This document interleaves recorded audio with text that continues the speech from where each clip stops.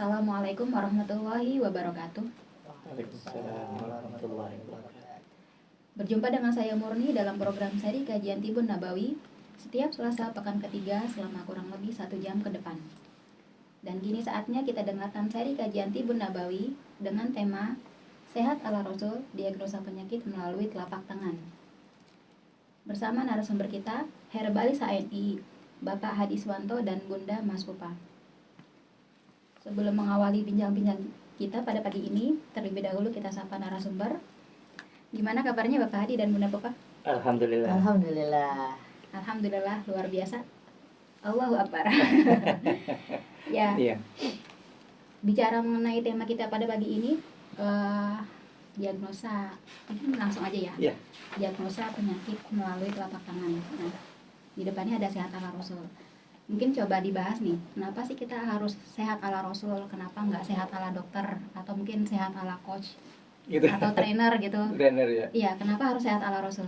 Ya, sebagaimana yang telah kita pahami ya, terutama mengenai masalah kajian-kajian kesehatan gitu. Semua itu pasti berpatokan kepada apa yang telah Rasulullah ajarkan. Jadi memang kita menjadi panutan Rasulullah itu untuk bagaimana kita sehat. Dan sahabat-sahabat pun sendiri pastinya mengikuti Rasulullah. Gitu. Jadi memang dari sisi kesehatan itu memang sangat penting banget.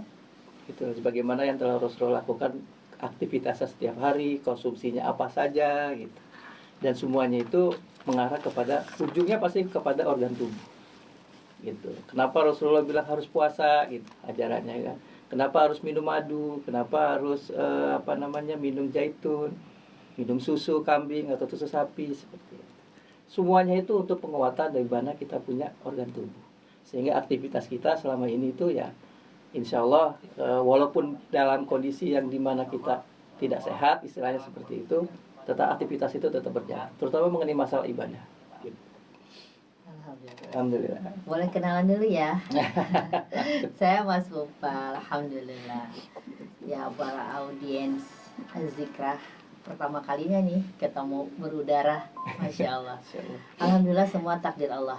Saya senang sekali ya dengan pertemuan di dalam radio ini gitu ya. Walaupun ini sebenarnya adalah pengalaman pertama saya gitu. Masya Allah. Insya Allah mohon izin para audiens Zikra yang tentunya sedang mengudara hari ini ya, Selasa tanggal 22 Juli. Kita mau di sini memperkenalkan gitu, walaupun mungkin bisa jadi para sahabat di luar sana pasti sudah tidak asing lagi dengan kedokteran Islam. Karena memang di dalam Azikra sendiri selalu menekankan dan mengedukasi mengenai keislaman kita gitu. Nah, mungkin ini salah satu cara di dalam Azikra untuk memperkenalkan kedokteran Islam gitu. Selain biasanya diisi dengan zikir, kemudian diisi dengan tausiah, hari ini alhamdulillah kita dapat kesempatan gitu. Saya dengan Pak Hadi, di mana Pak Hadi adalah suami saya tentunya gitu ya, yang menjadi mentor saya di dalam HNI. Jadi hakikat daripada Tibun Nabawi atau kedokteran Islam itu berhubungan sekali dengan apa yang biasa kita lakukan di dalam kehidupan kita sehari-hari sebenarnya gitu ya. Karena metode pengobatan yang dijelaskan oleh Rasul gitu ya kepada orang yang mengalami sakit tentang apa yang beliau ketahui berdasarkan wahyu gitu ya, itu tercantum dalam Aiman bin Abdul Fattah gitu ya. Metode pengobatan ini digunakan oleh Rasulullah Shallallahu Alaihi Wasallam saat mengobati sakit yang beliau alami atau yang beliau perintahkan kepada keluarga serta para sahabat yang tengah sakit untuk melakukannya. Adapun sumber yang dapat dijadikan rujukan adalah Al-Quran dan hadis, gitu. Hadis sahih ya, serta asar para sahabat yang diriwayatkan melalui jalan yang dapat dipertanggungjawabkan menurut kaidah-kaidah ilmu hadis. Masya Allah.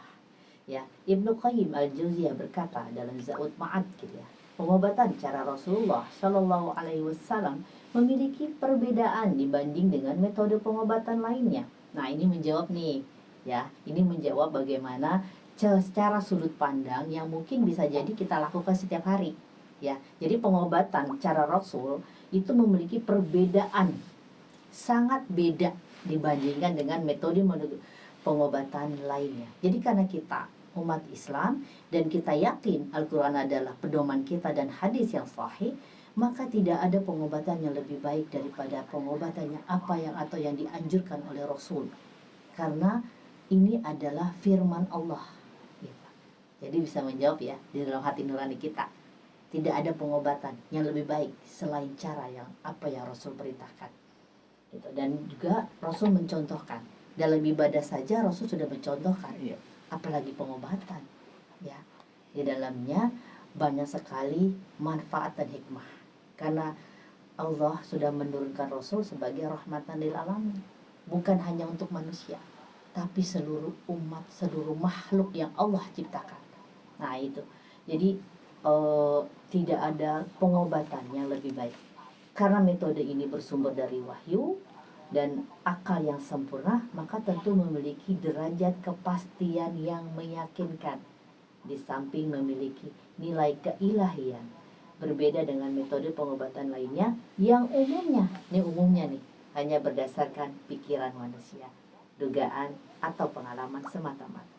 Jadi kurang lebih itu bisa jadi perawalan kita nih untuk memperkenalkan kedokteran Islam atau biasa yang disebut dengan Tibun Nabawi. Oke, kalau misalnya tadi sehat ala Rasul yang tadi dijelaskan oleh Bapak Hadi dan Bunda Pupa, Ya. Itu bisa lebih didetailkan nggak? Misalnya apakah sehat ala Rasul ini hanya terbatas pada pola makan saja misalnya, atau ada pola-pola lain yang bisa kita terapkan dalam kehidupan kita sehari-hari sehingga kita lebih dekat dengan sunnah Tibun Nabawi? Oh ya, sebenarnya kalau kita melihat dalam Tibun Nabawi itu menyeluruh.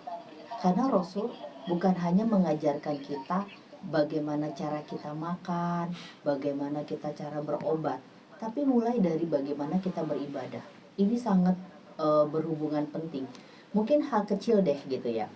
Beberapa ajaran dan tuntunan Rasul yang mengandung kajian dan nilai-nilai Tibun Nabawi. Contohnya ya adalah cara bersuci, ya kan? Cara bersuci ini panjang banget kalau dibahas gitu ya. Karena ini mengandung nilai-nilai apa ya namanya ya, pribadi yang baik sekali. Karena ini menuntun kita bahwa kita menjadi umat, menjadi hambanya Allah yang taat sami'na wa ata'na gitu. Cara bersuci banyak sekali kalau kita dengar gitu di luar sana, banyak yang mu'alaf hanya karena urusan bersuci. Contoh hal kecil gitu loh, cara bersuci atau toharoh gitu ya. Nah, cara bersuci itu panjang. Itu mulai adab kita bersuci. Contoh sebelum makan kita bersuci dulu dengan cara cuci tangannya dicuci ya kan. Terus untuk berwudu aja kita bersuci. Bahkan diatur di dalam agama apa yang bisa menyebabkan kita bersuci. Banyak yang bilang bersih, ya kan? Oke, bersih gitu. Tapi beda, Islam mengajarkan kita bersuci. Berarti bersuci nilainya lebih tinggi daripada hanya sekedar bersih, ya kan? Contoh seperti kita, kalau kita misalnya pakai tisu, ya kan? Itu namanya kita baru bersih, tapi belum tentu suci. Tapi ingat, di dalam di dalam keilmuan itu ada cara bersuci, yaitu salah satunya kalau tidak ada air pakai batu.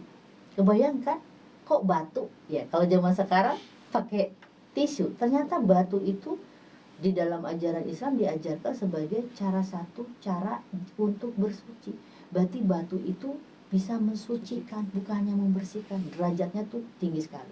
Berarti itu adalah nilai-nilai dari ajaran tuntunan Rasulullah sebelum kita menuju ke dalam pengobatan gitu ya. Itu cara bersuci. Kemudian kalau cara berwudu pasti ya kan, karena berwudu itu salah satu bukan hanya nilai kita untuk sholat, bukan hanya untuk sahnya keabsahan sebuah sholat ya kan, tetapi itu juga bisa kita lakukan setiap hari berwudu walaupun kita sedang tidak mau sholat. Berarti apa? Menjaga kesucian kita. Kalau misalnya kita buang angin itu membatalkan wudu, ya kan?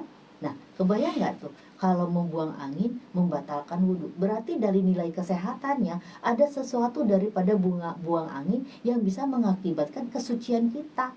Kenapa? Karena angin ternyata kalau di dalam Tibun Nabawi ya, itu salah satu indikasi daripada kesehatan. Nah, nanti ini kita bisa pelajari nih, nyambung di dalam detoksi penyakit melalui tangan, yaitu adanya ketidakseimbangan angin. Nah, berarti nyambung ya, benar nyambung banget ini, masya Allah, luar biasa gitu ya. Kedokteran secara Islam itu bukan hanya kita itu untuk bersuci, untuk mensucikan diri kita, tetapi dalam menjaga kita kesucian untuk bertemu dengan Sang Khalik. Walaupun kita sedang tidak dalam keadaan sholat fardu gitu ya, tapi kehidupan sehari-hari bertemu dengan orang, kita bersuci. Bahkan Nabi menyuruh kita bertemu dengan orang, berbicara dengan orang, saya bersiwak. Nah, bersiwak aja, untuk berbicara dengan orang kita bersiwak. Coba, berarti apa? Memang benar-benar Islam itu mengajarkan kita tentang kebersihan yang luar biasa. Bukan hanya bersih, tapi suci. Nah, ini baru ngomongin 2 nih. Apalagi ngomongin tentang istinja, ya kan? Kemudian larangan kencing di kolam air yang tergenang. Ini banyak nih pembahasannya ya. Nah, itulah salah satu mengapa kalau Anda mau sehat, ya ikuti Rasul. Udah, titik, nggak pakai koma, nggak pakai titik-titik atau pakai pertanyaan yang banyak gitu. Kenapa? Karena memang rahmatan lil alamin sudah ada gitu. Jadi kita hanya tinggal mengedukasi diri sendiri sebagai muhasabah gitu ya. Kemudian kita pun juga tinggal mendakwahi diri sendiri dan mendakwahi keluarga.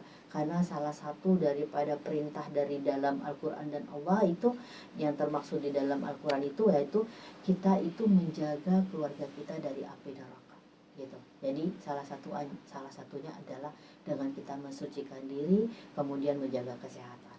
Terus belum lagi kita perintah memotong kuku, kewajiban mandi selepas jima, ya kan, kewajiban membersihkan rumah dan halaman.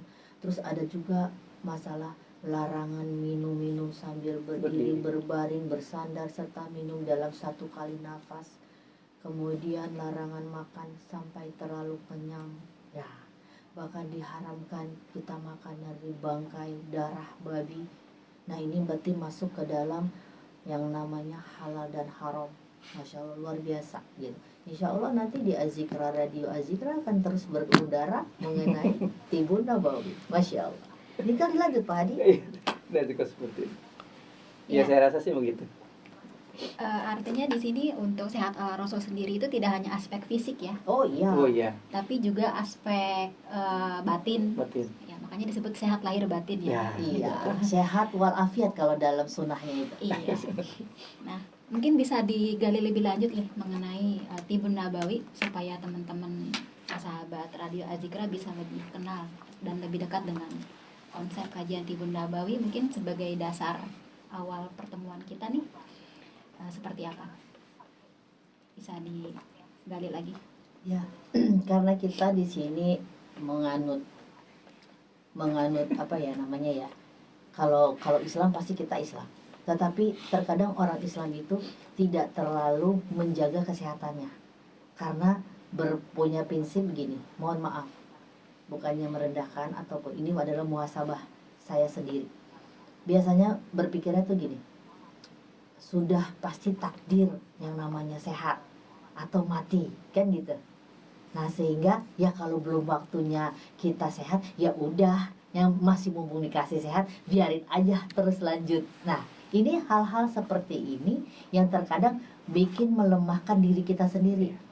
Baru diketok, nah misalnya baru dikasih sakit, baru wake up, baru sadar gitu ya. Nah, dalam Tribun Nabawi ini konsepnya adalah mencegah lebih baik daripada mengobati.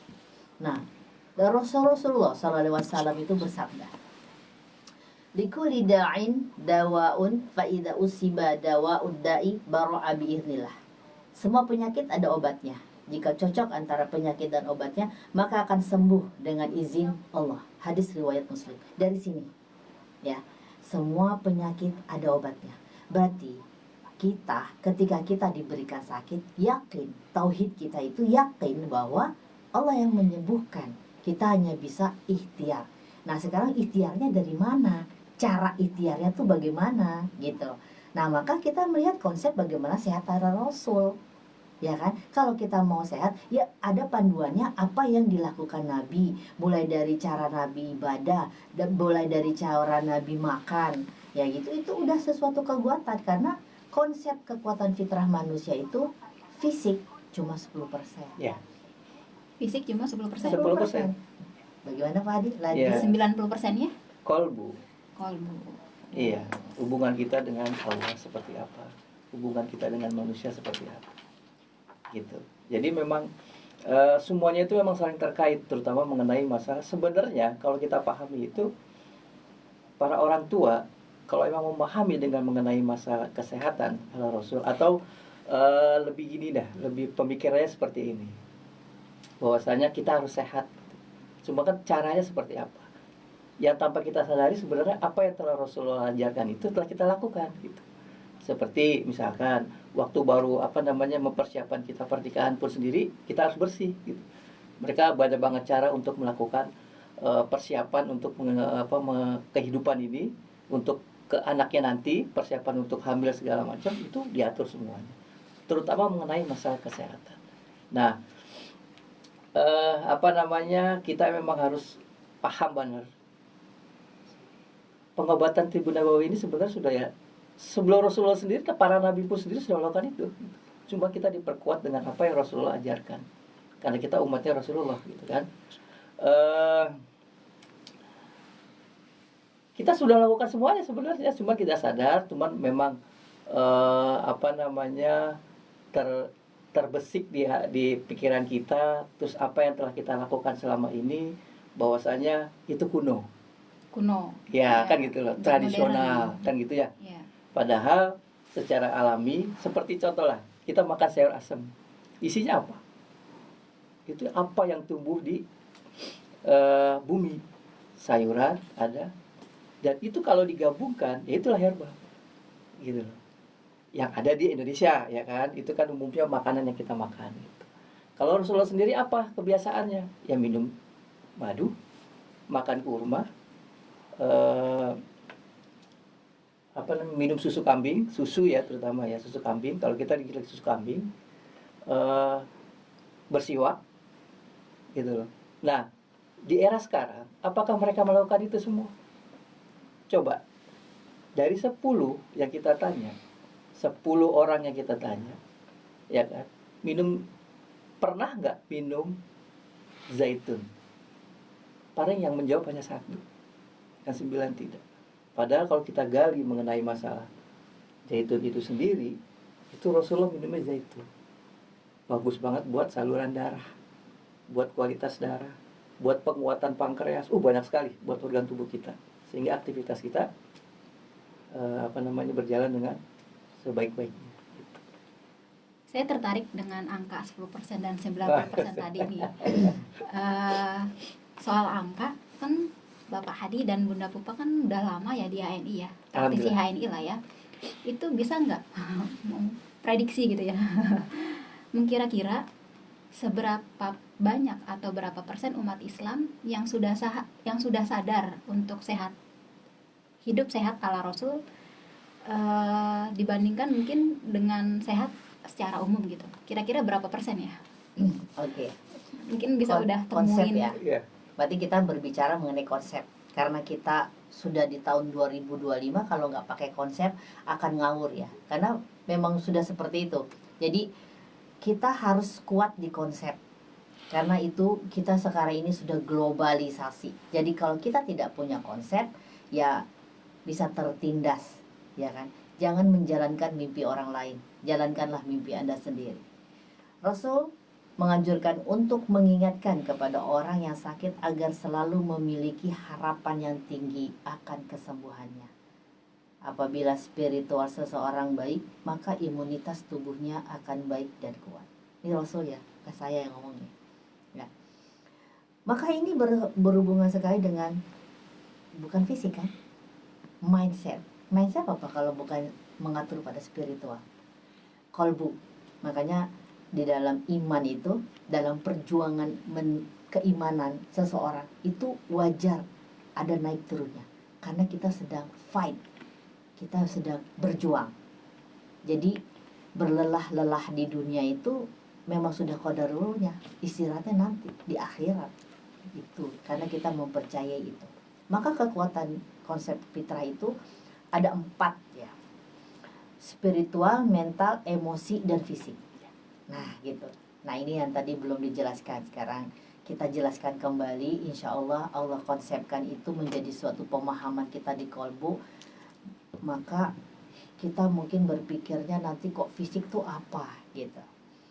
Spiritual pasti kita tahu itu merupakan sesuatu yang berkaitan dengan kolbu, kejiwaan. Itu bisa dirasakan. Kalau mungkin kita mau sentuh, bisa sentuh hati kita. Tapi mungkin sentuhnya pasti biasanya di dada, ya kan? Makanya kalau pagi-pagi alhamdulillah baru bangun tidur, kita mengucap syukur alhamdulillah biiznillah barakallahu fiik. Subhanallah walhamdulillah wala ilaha illallah. Maka ketika kita menyentuh itu, kita berpikir semalam saya tidur, bangun pagi, udah bernafas, tanpa perlu kita kasih tahu hidung kita untuk bernapas, dia sudah bisa bernafas sendiri. Maka ini membuktikan bahwa ada yang mengatur. Gak mungkin ibu saya yang mengatur atau ayah saya yang mengatur saya tidur, gak mungkin. Berarti ada Allah yang mengatur. Makanya kita percaya di kolbu kita bahwa ada yang mengatur. Nah itu kan, itu berarti sudah membuka mindset kita bahwa ada yang lebih besar daripada perpindahan malam dan siang, daripada perpindahan atau rotasi bumi, sehingga ada yang namanya siang dan malam. Sehingga kita malam kita tidur tuh pagi kita udah napas. Padahal malam pun kita napas, tapi kita tidak menyadari kita di mana ketika kita tidur. Nggak tahu kan? Berarti kita kondisinya di mana itu roh kita. Berarti ada yang mengatur. Nah itulah spiritual kita gitu. Berarti berkaitan dengan kolbu, kejiwaan, dan perasaan. Merasa dekat dengan Allah sebagai yang maha menciptakan gitu. Maka insya Allah kita diberikan yang namanya keikhlasan, kepasrahan, dan berprasangka baik atas segala ketentuannya. Perasaan ini melahirkan ketenangan, kesabaran.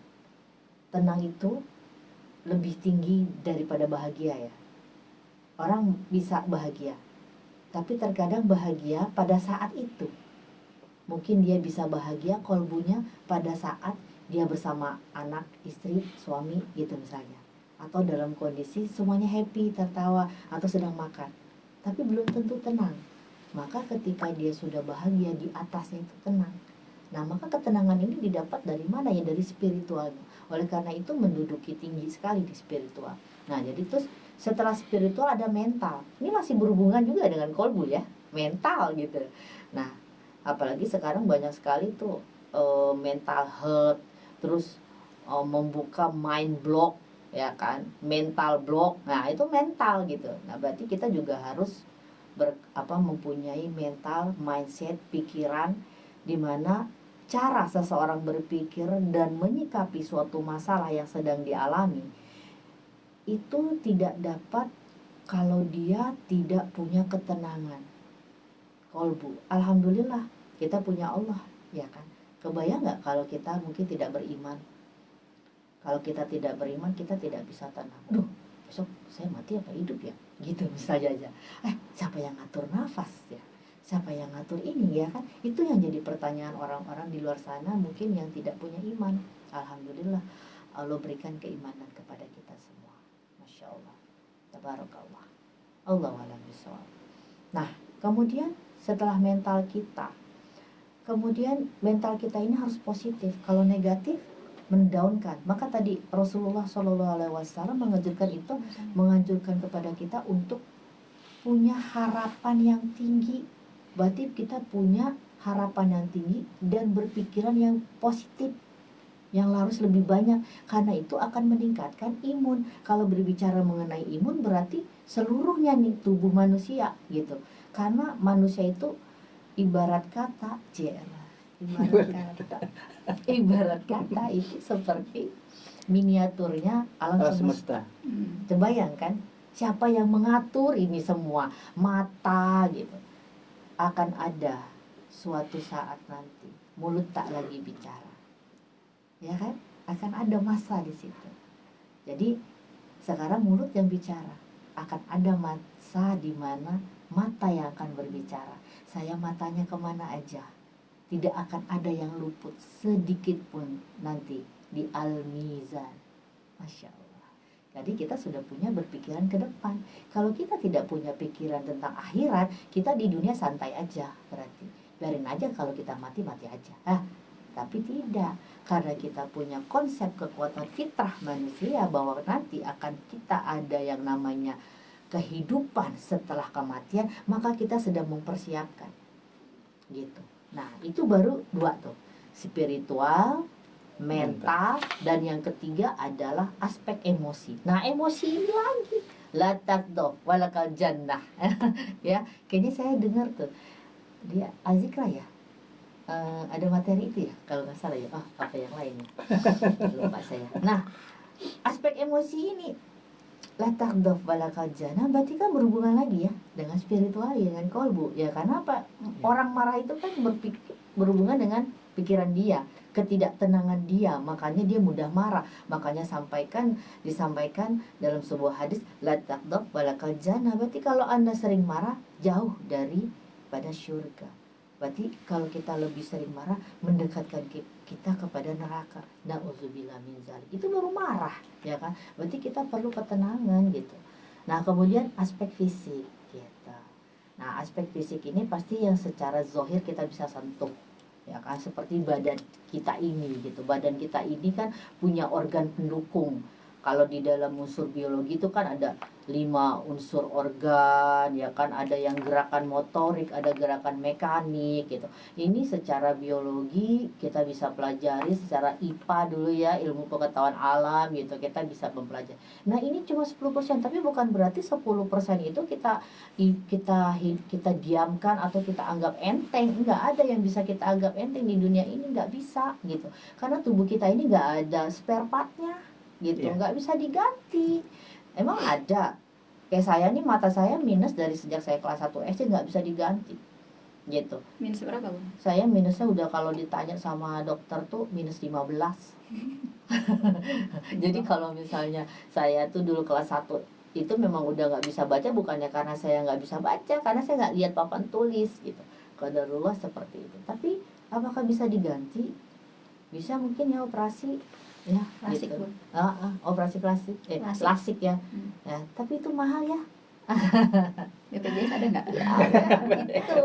Jadi nggak bisa gitu, nggak ada spare partnya gitu. Apalagi yang organ internal kayak jantung, paru, hati, terus apa lagi. Nah, maka kalau di dalam herbal gitu ya, dalam ilmu herbal itu ada yang namanya detoksifikasi 5 organs. Nah, itu nanti kita bisa ngomongin lagi tuh. Kode-kode aja dulu sekarang ya. Biar penasaran gitu. Nah, jadi aspek dari 4 itu, spiritual tuh 50%, mental 20%, terus emosi 20%, aspek fisik 10%. Tetapi ingat, di dalam tubuh kita walaupun dia kecil 10%, kalau terganggu ngaruh banget semuanya. Itu angka persenannya dari mana, Bu? Ya, memang ini sebuah keilmuan ya. Ini sebuah keilmuan di mana itu kita punya diktat. Diktat kita itu ini ATIN, Asosiasi Tibun Nabawi Indonesia.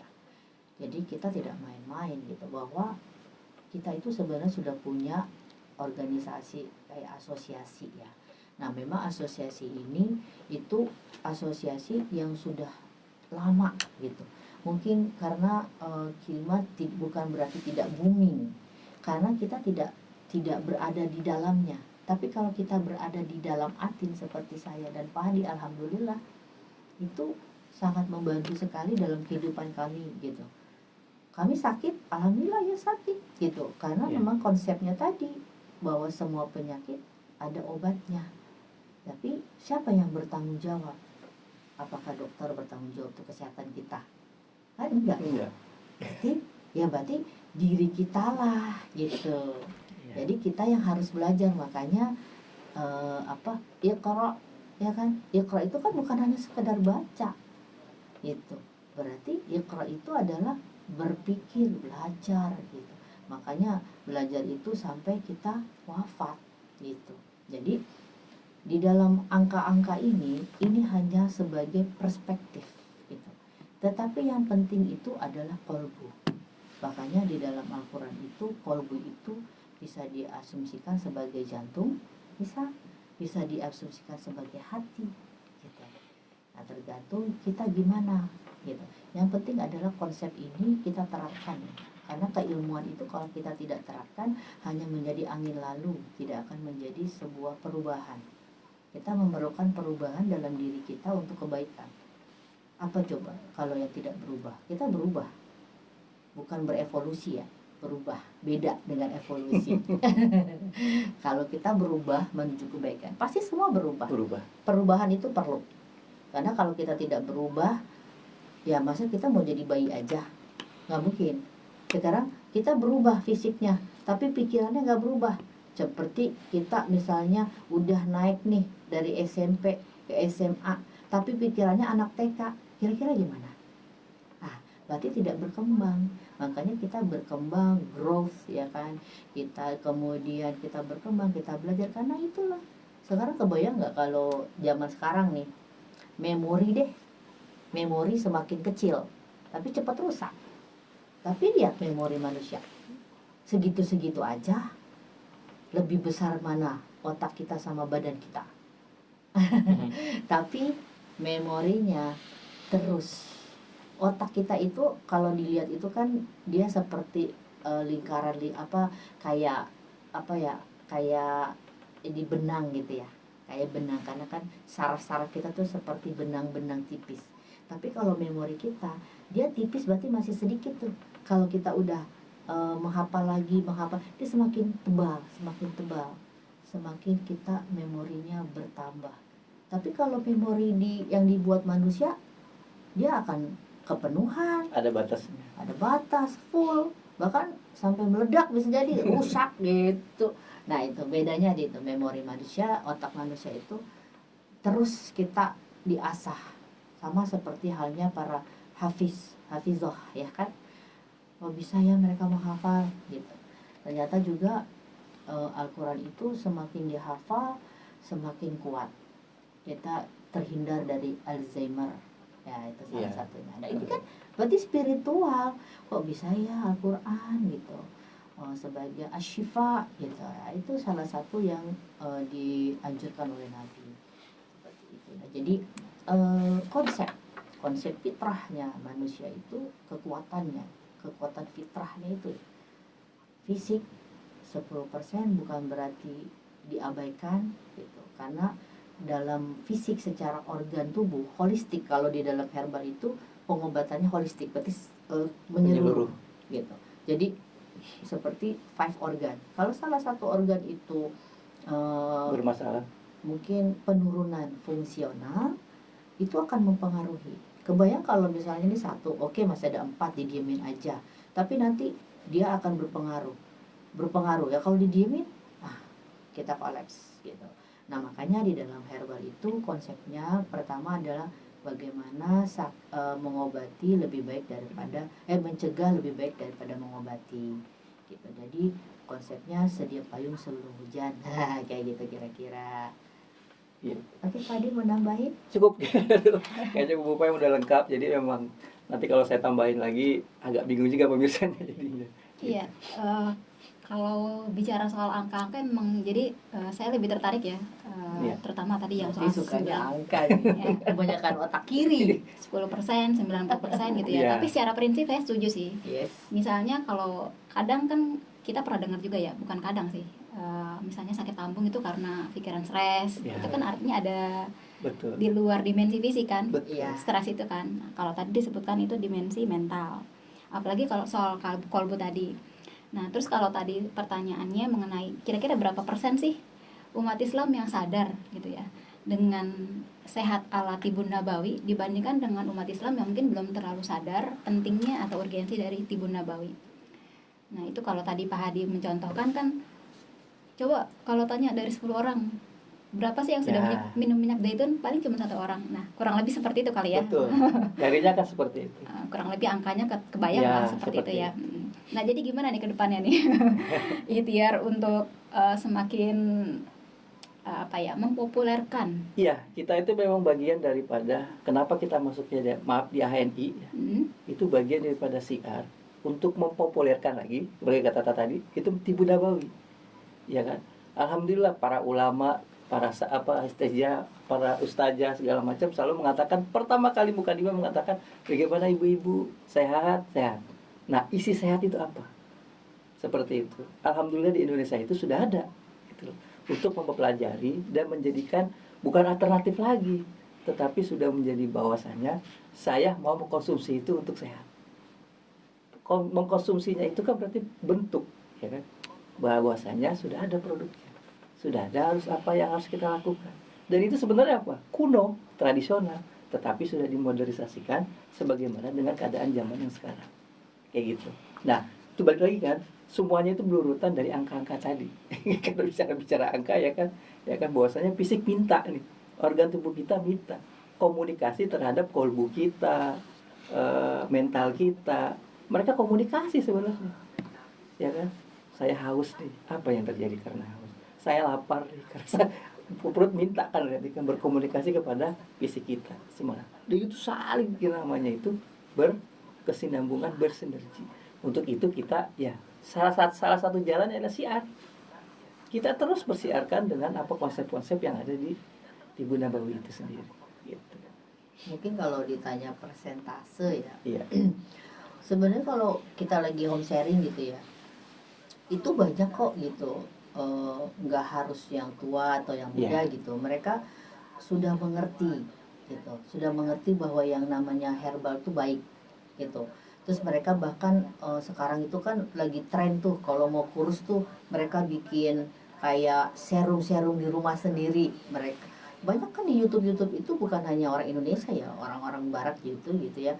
Mereka bikin tuh di blender kayak jahe, terus kunyit, terus dimasukkan jeruk nipis, terus ditaruh di botol-botol kecil.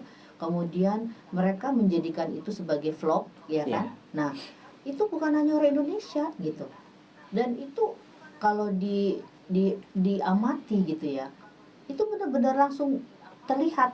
Mereka yang bisa aja kan, mereka itu suntik botok gitu kan yang langsung, tetapi mereka enggak, dan itu kelihatan banget wajahnya langsung glowing. Terus mereka badannya itu proporsi gitu, dan mereka langsung kelihatan, mereka langsung ngejusnya, terus apalagi mereka minum, terus dijadikan vlog yang daily kegiatan mereka sehari, terus mereka ditulis gitu, mereka nulis kegiatan hari ini, hari apa ini gitu. Jadi itu semua sudah sebenarnya gitu, bukan hanya untuk muslim gitu ya, sudah banyak sekali contoh zaman sekarang yang sudah terlihat daripada vlog kesehatan mereka itu sudah ada. Nah, kalau misalnya kita kembali kepada Tibu Nabawi, karena kita mengkhususkan diri kita karena kita muslim gitu. Karena kalau kita melakukan segala sesuatu di dunia ini tanpa ilmu, tanpa anjuran dari Al-Quran dan hadis, khawatir itu jadi sia-sia gitu kan. Tapi kalau kita melibatkan, seperti kita mau minum ya kan, kita libatkan Allah, kita membaca bismillah, jadi nilai ibadah kan gitu. Nah terus, ini yang disebut dengan spiritualnya gitu. Tapi kalau orang-orang yang bukan muslim kan, mereka sehat, iya sehat secara zahir, batinnya beda lagi. Nah ini itu makanya kembalinya tuh kepada daripada ada yang namanya syarat daripada Tibun Nabawi gitu. Jadi konsep kedokteran Islam merupakan konsep pengobatan yang menekankan pada 3 sumber, yaitu ilahiyah, alamiah, dan ilmiah gitu. Jadi inilah yang sebagai dari syarat Tibun Nabawi. Oke, dia sudah alami ya kan, dia langsung ngerebus dari yang namanya cengkeh misalnya, kemudian kunyit, jahe, ini kan alami gitu ya. Kemudian ilmiah, dari ilmiahnya dia tahu nih ya kan, ini bisa berfungsi sebagai detoksifikasi untuk meningkatkan hormon, ada juga untuk membersihkan darah karena dari kunyitnya gitu. Nah ilahiyahnya gitu, karena kita yakin ketika kita minum ini insya Allah ada manfaat. Nah inilah konsepnya. Jadi karena kita muslim, maka kita punya konsep yang berbeda dari pengobatan yang lain, yakin gitu. Jadi ada di dalam surat Yunus gitu ya, Hai manusia, sesungguhnya telah datang kepadamu pelajaran Al-Quran dari Tuhanmu dan penyembuh bagi penyakit-penyakit yang berada dalam dada dan petunjuk serta rahmat bagi orang-orang yang beriman. Nah, ada juga di dalam surat Quran surat An-Nahl, dari perut lebah itu keluar minuman madu yang bermacam-macam warnanya, di dalamnya terdapat obat yang menyembuhkan bagi manusia. Masya Allah, ya kan? Itu. Berarti ya kolbu gitu. Jadi kalaupun kita kemanapun kita berada, kita harus mengecek diri kita sendiri. Ya sama kayak kita mau ke mart-mart gitu misalnya, ada logo halalnya nggak? Gitu. Itu salah satu, karena ya itulah pembedanya dengan kita sebagai muslim. Pembedanya adalah kita punya aturan. Jadi nggak hanya makan apa aja, tapi ada aturan karena kita ingin selamat. Gitu. Kalau di dalam HN itu ada peluang 5S namanya. S yang pertama adalah sehat karena kita memilih produk-produk yang alami, karena sesuai dengan konsep kita kan tubuh manusia ini kan alami. Ya, kita bukan pabrik gitu. Kita bukan industri. Kemudian yang peluang yang selain sehat yaitu selamat. Islam itu selamat. Jadi kalau Anda tidak mau cari selamat, karena mau nyari apa di dunia ini hidup, ya kan? Kita mau cari selamat. Berarti apa? Selamat kita yaitu kita sami'na wa ata'na sesuai dengan ajaran Islam, dengan apa yang Allah telah perintahkan, menjauhi segala larangannya. Dari itu gitu. Nah, jadi itulah salah satu daripada tiga konsep dari syarat Tibun Nabawi. Nah ini, jadi ada konsep, ada syarat. Nah gitu. Nah itulah, karena memang manusia itu kalau nggak ada aturan, ya kayak gimana coba. Ya itu yang membedakan kita jadi namanya human. Jadi sehat ala Rasul ini bedanya dengan sehat ala yang lain itu di konsep ilahiyah ya, atau di syarat ilahiyah. Betul. Karena kan kalau ilmiah sudah pasti. Herbal HNI teruji secara klinis ya. Alhamdulillah. Apalagi mungkin ya, sekarang juga kalau secara alamiah banyak juga kedokteran modern yang pengennya back to nature kan. Back to nature. Nah, cuman mungkin yang membedakan konsep ilahiyah tadi yang mungkin nggak sama gitu ya. Iya, tidak sama gitu. Memang kenapa HNI itu mungkin gini, Halal Network Internasional HNI. Tapi tidak perlu pakai logo-logo lagi. Halal udah jelas punya siapa? Punya muslim. Ya kan? Mana ada agama lain yang tidak menggunakan kata-kata halalan thayyiban gitu. Jadi bukan hanya halal tapi thayyib gitu. Jadi dua kombinasi ini mencerminkan seorang muslim gitu. Jadi itu yang membedakan gitu. Mungkin kalau di tempat lain tuh banyak gitu orang yang bilang halal gitu, walaupun dia bukan muslim. Tapi kenapa dia tahu itu halal? Karena dia tahu itu baik gitu. Harusnya toyib. Tapi ditambahin karena kita muslim sejati gitu ya, maka kita milihnya halalan thayyiban gitu. Karena semua halal boleh dimakan, tapi thayyib enggak. Nah itu membedakan lagi. Ya kita boleh nih makan gitu, ini halal gitu. Tapi kalau jadinya tidak thayyib, karena itu tidak baik buat kita. Contoh misalnya dia penderita penyakit degeneratif, contoh lah gitu ya. Ya dia nggak boleh makan gula misalnya. Gula kan halal, tapi tidak thayyib buat dia. Kalau kita yang tidak punya penyakit degeneratif ya boleh, tapi ada lagi anjurannya, yang berlebihan juga nggak boleh. Ya mentang-mentang nggak sakit saya berlebihan, ya jadi tidak thayyib. Nah itulah kenapa di dalam Islam ini sungguh apik ya, sungguh apik gitu, sungguh apik, tertata rapih mengenai kesehatannya, mengenai aturannya, mengenai syaratnya. Tidak ada kok yang dibebani. Oh semuanya haram, ini nggak boleh, itu nggak boleh. Coba dilihat, yang mana yang haram, yang mana yang halal. Lebih banyak yang halal. Yang haram sedikit gitu. Tapi yang difokusin babi mulut. Oh ini babi haram, ya kan? Padahal yang halal banyak.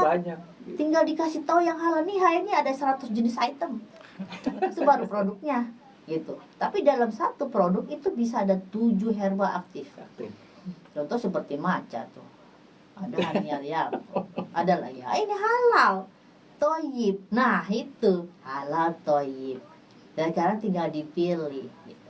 Jadi hal ini tidak dipaksa orang untuk mengikuti. Kan kita muslim, bukan kita dipaksa, emang udah aturannya.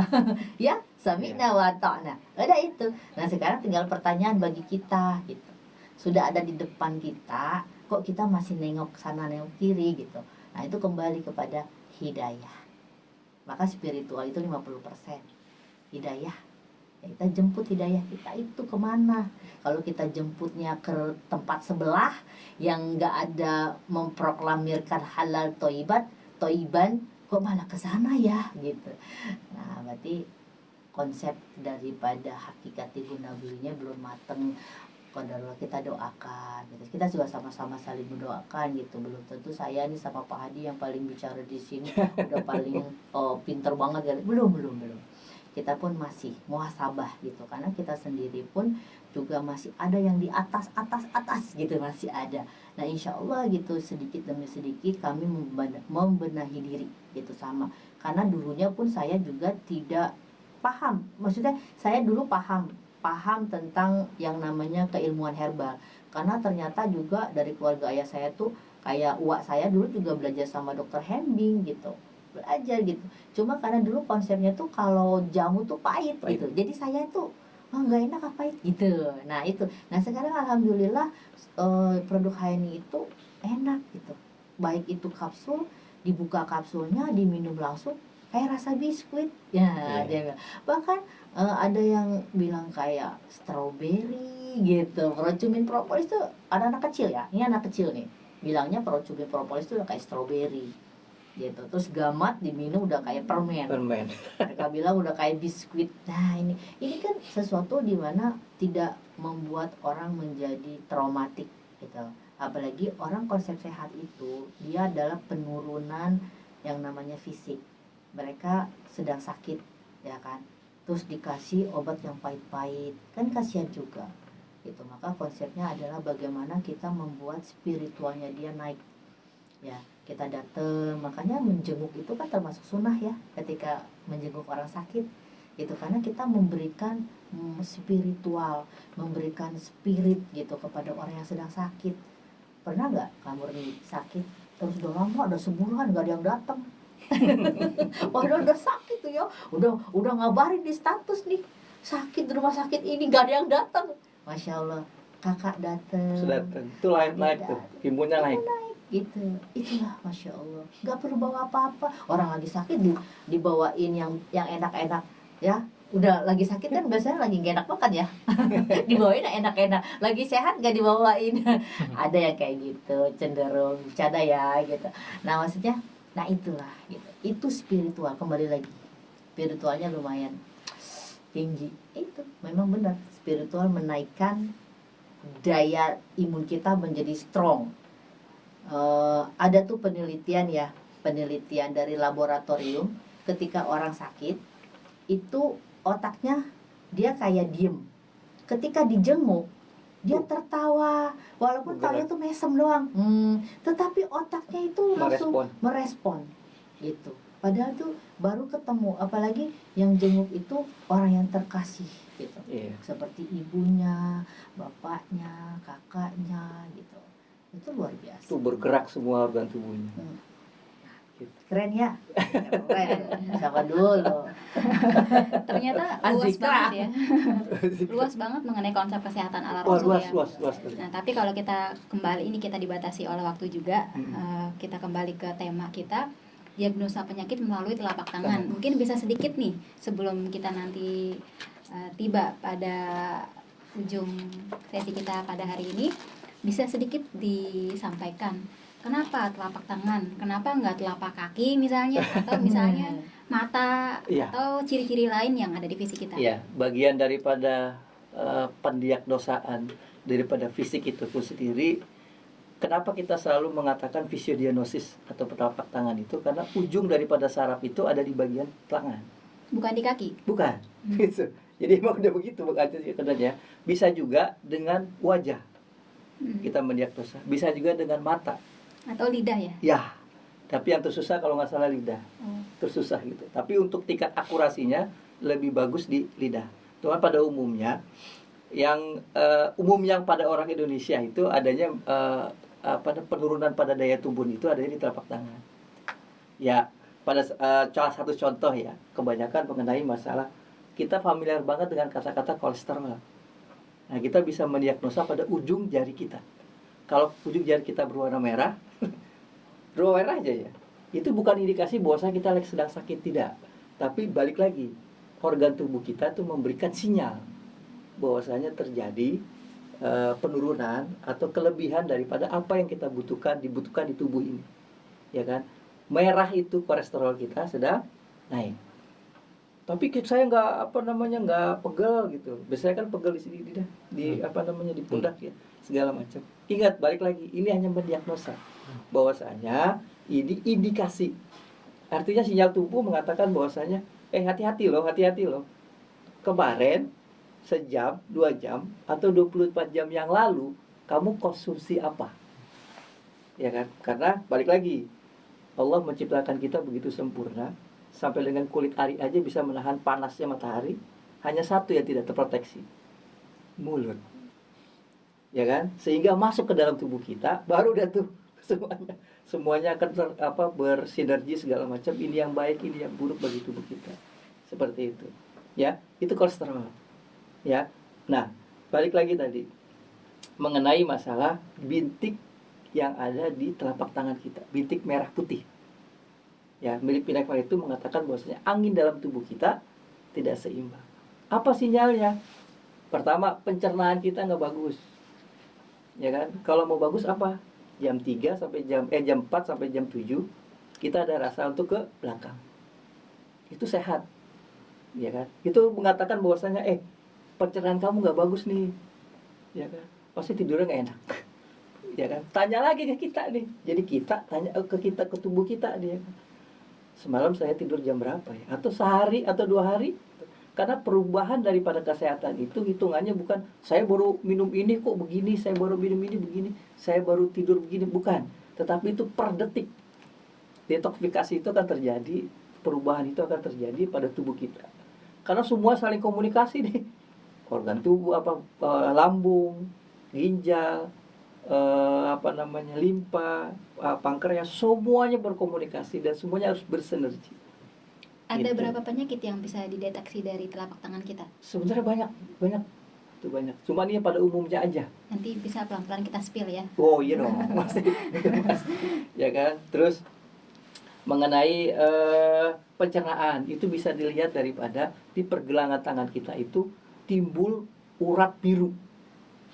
Urat biru timbul sini nih, itu mengatakan bahwasanya pencernaan kita nggak bagus. Ya kan? Saya ngomong begini langsung pada respon ya. Itu bagian daripada care-nya tubuh kita mengasih tahu, ayo dong gitu. Ayo dong. Diagnosa sendiri dong. Bagaimana dengan keadaan tubuh kamu gitu. Seperti itu. Terus garis di tangan kita itu semakin legam, itu semakin toksin di dalam darah kita banyak, terutama unsur logam. Ya kan, unsur logam itu.